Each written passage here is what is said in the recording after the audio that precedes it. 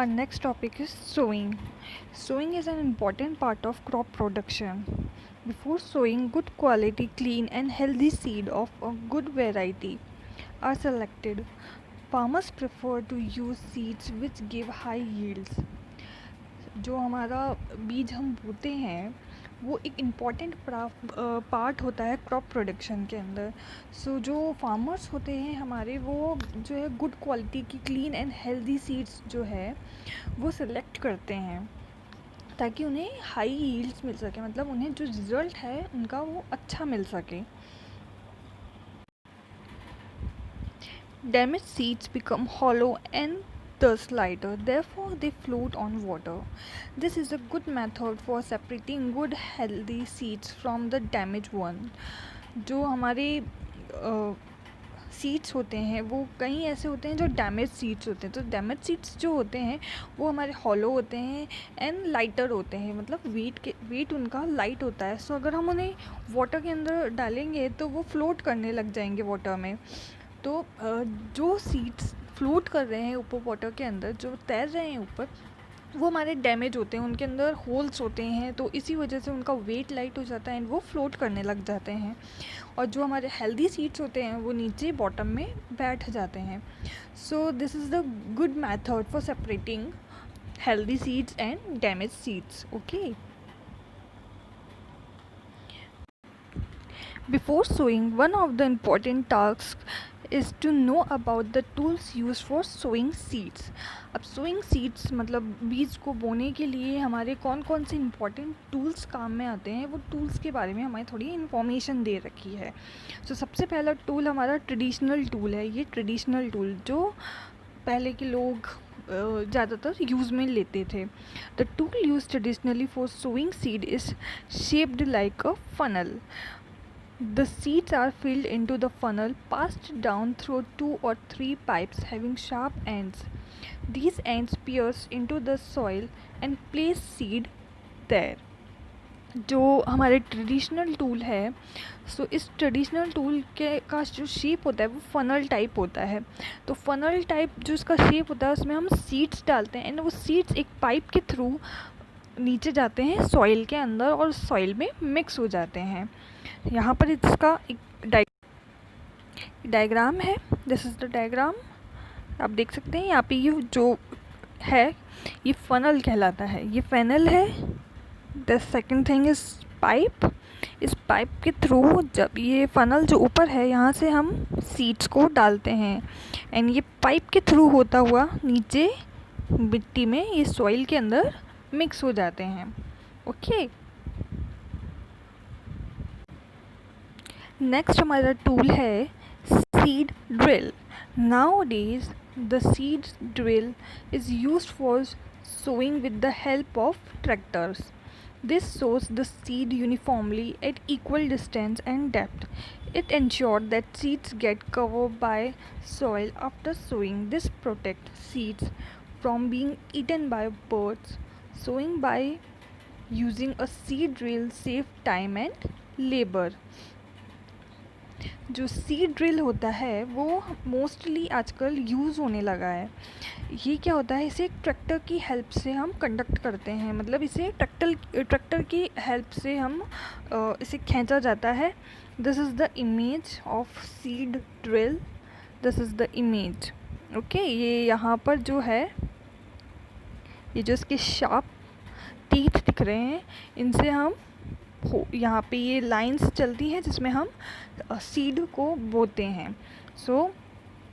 इससे क्या होता है, ये टीथ जो हैं इसके ये इक्वली डिस्टेंस पे हैं. आप इनमें देख सकते हैं ये हर एक जो है इक्वली डिस्टेंस पे हैं सारे.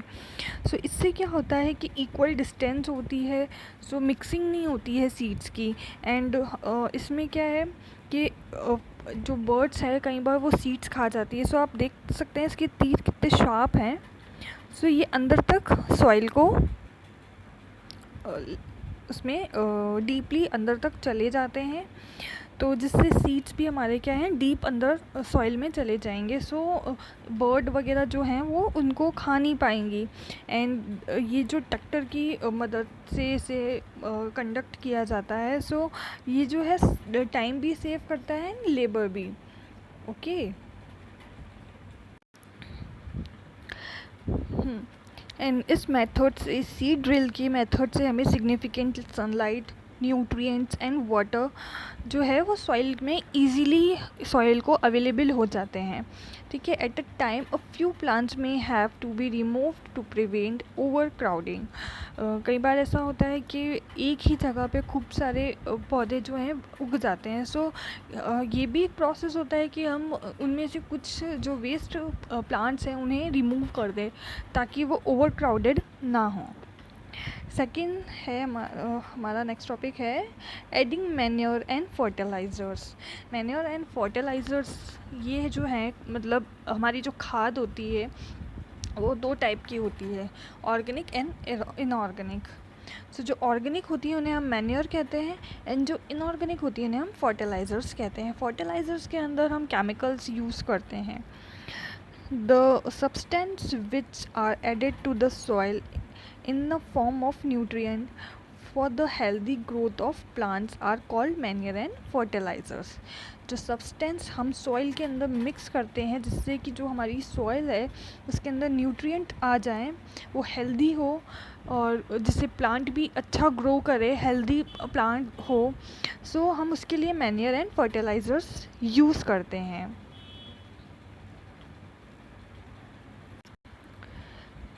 Soil supply mineral nutrients to the crop plants. These nutrients are essential for growth of plants.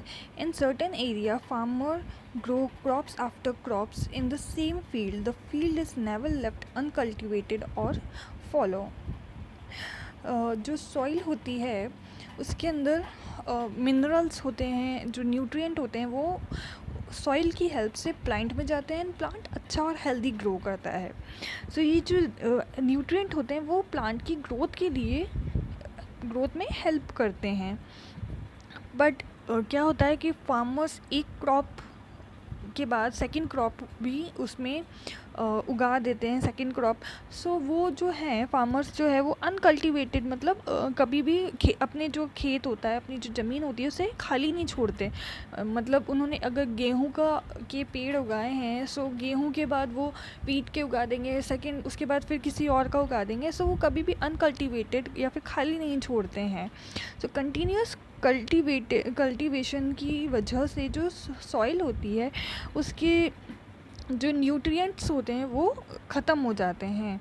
सो जो फार्मर्स होते हैं वो क्या है, मैन्योर ऐड करते हैं फील्ड में to replenish the soil with nutrient.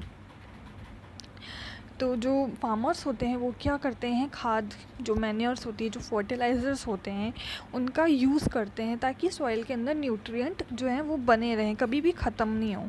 This process is called manuring. ये जो प्रोसेस होता है इसे हम मैन्योरिंग कहते हैं।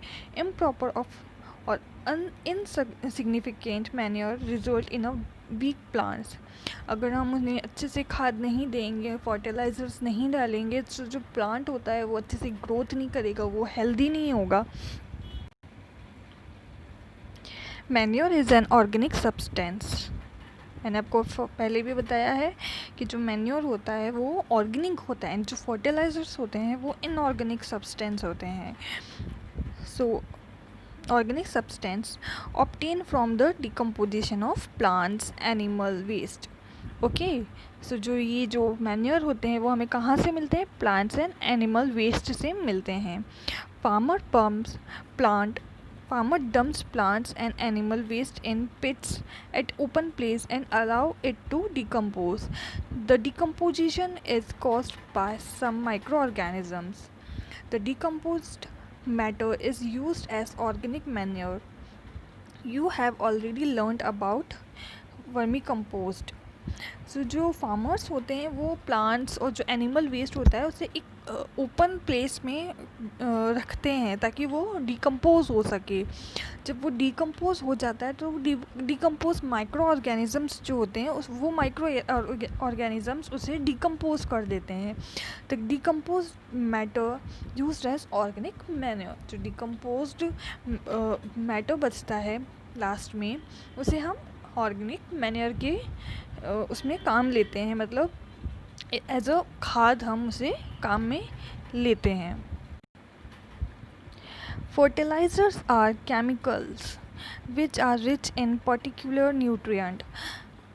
Fertilizers are produced in factories. Some of example of fertilizers are urea, ammonium sulfate, superphosphate, potash, NPK, phosphorus. Okay, तो ये जो फर्टिलाइज़र्स होते हैं ये केमिकल्स होते हैं, फैक्ट्रीज़ में प्रोड्यूस करे जाते हैं। क्योंकि ये केमिकल्स हैं, इनमें कौन कौन से केमिकल्स यूज़ में होते हैं, तो वो यूरिया है, अमोनियम सल्फेट है, सुपर फॉस्फेट है, पोटास है, एनपीके है, ये सब जो है एज हम फर्टिलाइज़र्स यूज़ करते हैं। The use of fertilizers has helped farmers to get better yields or crop such as wheat, paddy and maize. But excessive use of fertilizers has made the soil less fertilized. Fertilizers have also become a source of water pollution.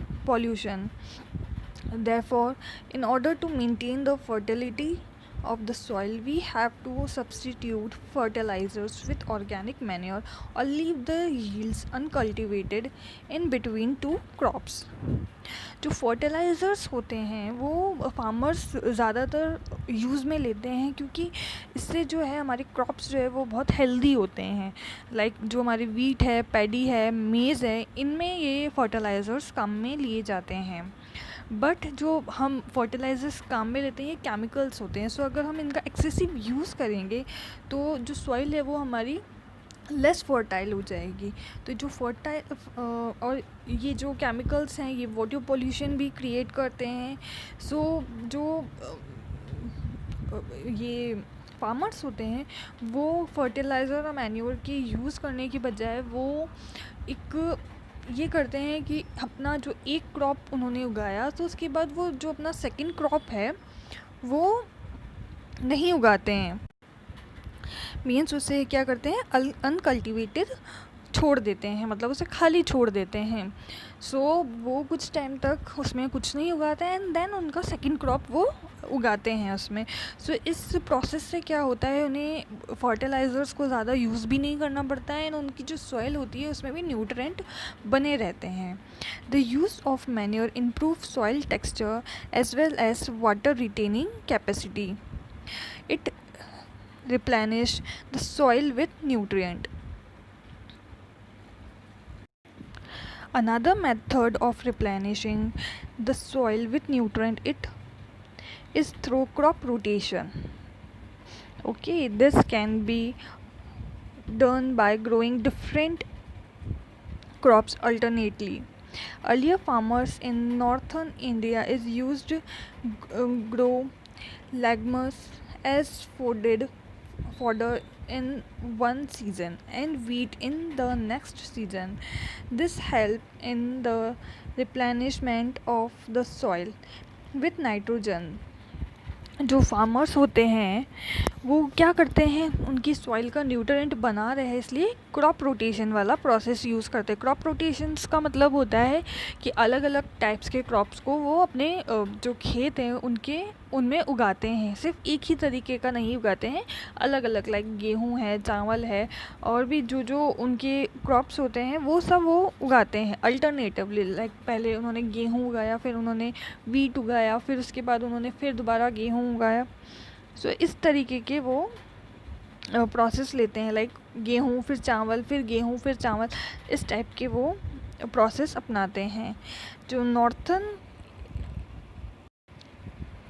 India में है वो क्या है, legumes को use करते हैं। Legumes means फलियाँ जो होती है वो उगाते हैं एंड देन नेक्स्ट सीज़न में वो वीट उगाते हैं। सो इस तरीके से वो क्या है, अपनी सॉइल को न्यूट्रिएंट भी रखते हैं, इनमें सारे न्यूट्रिएंट्स रहते हैं, इनको फर्टिलाइज़र्स का यूज़ भी ज़्यादा नहीं करना पड़ता है।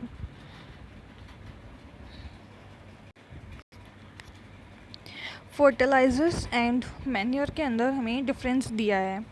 सो जो फर्टिलाइज़र्स होते हैं, सबसे पहले फर्टिलाइज़र्स की हम बात कर लेते हैं। Fertiliser is a man made inorganic salt. Okay, manure is a natural substance obtained by decomposition of cattle dung and plant residues. जो फर्टिलाइजर्स होते हैं वो मैन मेड इनऑर्गेनिक सॉल्ट होते हैं. इनऑर्गेनिक मतलब जैविक, जो कि ऑर्गेनिकली इनऑर्गेनिकली बने हुए हैं. जिन सॉरी अजैविक. अजैविक के अंदर क्या होता है, लाइक इनऑर्गेनिक्स में क्या होता है कि हम केमिकल्स यूज़ में लेते हैं.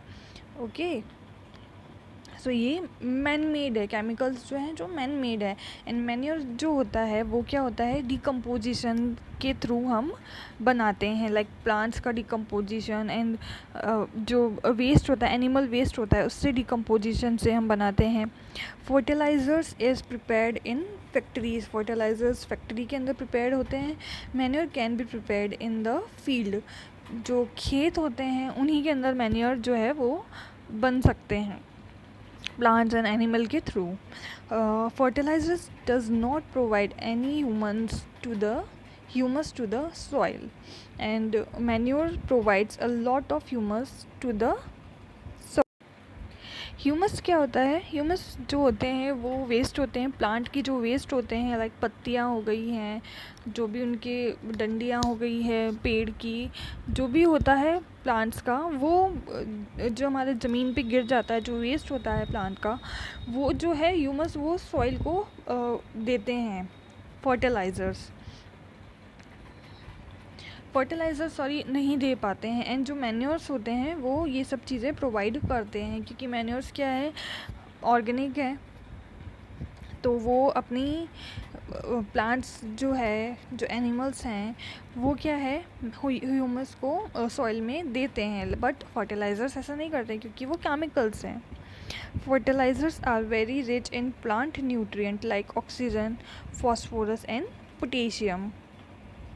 फर्टिलाइज़र्स जो होते हैं वो प्लांट्स के अंदर न्यूट्रिएंट काफ़ी ज़्यादा देते हैं. लाइक जो नाइट्रोजन है, फॉस्फोरस है, पोटेशियम है, वो ज़्यादा प्रोवाइड करवाते हैं. बट जो मैन्योर है वो रिलेटिवली कम रिच, मतलब न्यूट्रिएंट ज़्यादा नहीं पहुंचा पाते हैं प्लांट में एज़ कम्पेयर टू फर्टिलाइज़र्स.